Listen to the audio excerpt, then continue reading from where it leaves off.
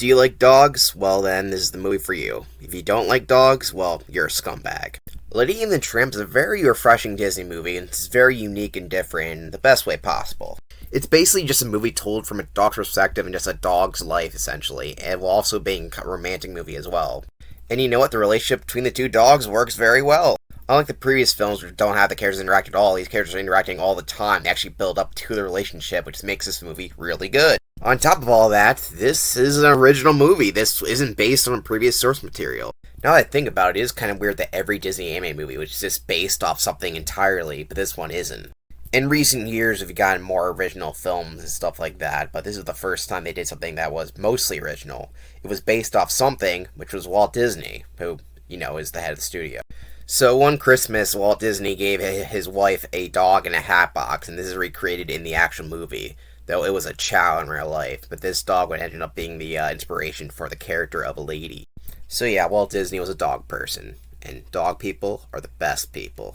Now, I don't really need to explain that I am a dog person. If you couldn't tell from my avatar, I love dogs, and I love everything about dogs. So, of course, I'm going to love a movie that's told from the perspective of dogs, and it's very accurate to dog care and stuff like that. I love pups. No, seriously, dogs may be the best and cutest animals ever existed. I mean, look at these guys. Look at how adorable they are. I love dogs so much. I want a dog. And like the other 50s Silver Age Disney movies, the animation is incredible. Most animation studios won't put this much effort into film this simple in concept, but they put a lot in the effort in the character animation as well as the backgrounds. I like the way this movie looks, and it's quite beautiful. This movie works well because of its simplicity. Much like how Snow White works with simplicity, this one is more simplicity, and it's just character interactions rather than some grand epic story. Now, there are some people that just don't care for this movie or think it's just okay, and I guess I can understand if you're not that big into dogs, which if you aren't, you're a jackass.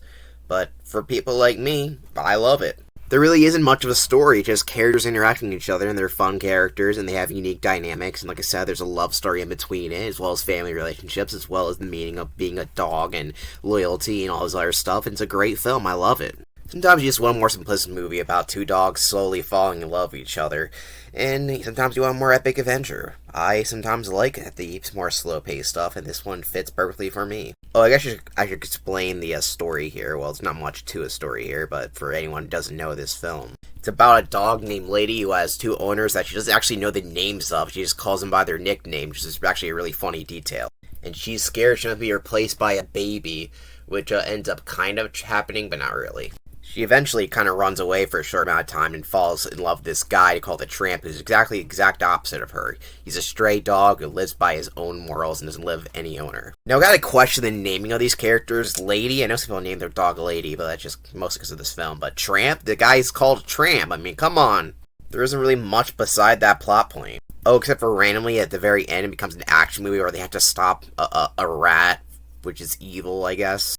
Like, geez and Louise, rats don't even look like that. Rats are cute in real life. Yeah, I like rats too, sue me. Even though the animation's good here, the story-wise, it's really weird and kind of odd, and this is just made for, let's have a climax more than anything.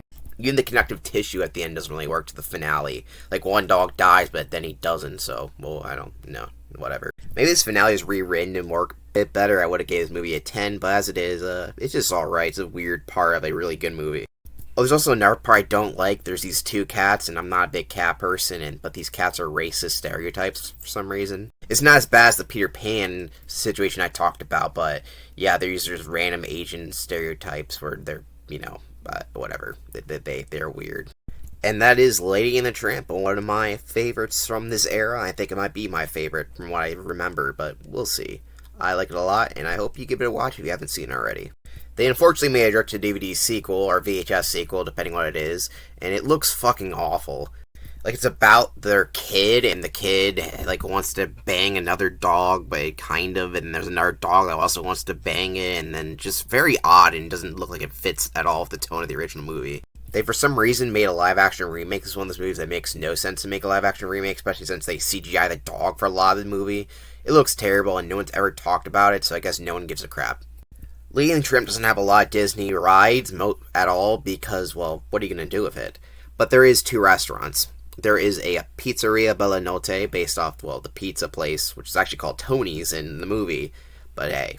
So yeah, there's a pizza place, of course it makes sense to have a restaurant because that's the most famous part of the movie, and there is one in Disneyland Paris. There is a Main Street USA restaurant that is called Tony's, which, well, based off the movie. There you go. It's time for the part where you rank stuff. I have Lady and the Tramp in the A tier at a 9. So far, the Disney Silver Age has been great, and I can't wait to see more. Putting the villain here, was there's really only one, the rat. Well, I guess I could have put the ant or the cats, but I didn't. And yeah, whatever.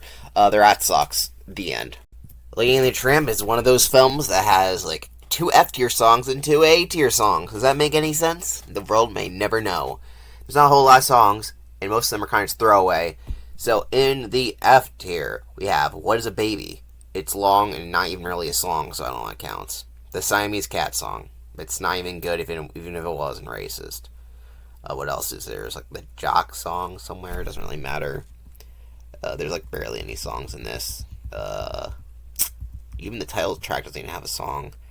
So yeah, trying to find the other songs here is gonna be a nightmare. So I'm just gonna go to the A tier because that's all I really remember for song wise. Which we have He's a Tramp and Bella Notte in A tier. I like the songs quite a lot. They sound really good. That's it. Don't fall asleep because next time we're dealing with Sleeping Beauty. See you then. Hey, did you know I have a book? In fact, I have multiple books. They're available on Amazon. There should be a link in the description. However, I do have the digital versions on my Patreon, so if you want to support me and read what I have written, they're mostly kids' books, but you might enjoy it. After all, we all like SpongeBob, or whatever your video you're watching. I might reuse this clip. Then you can make sure to check it out. And thank you.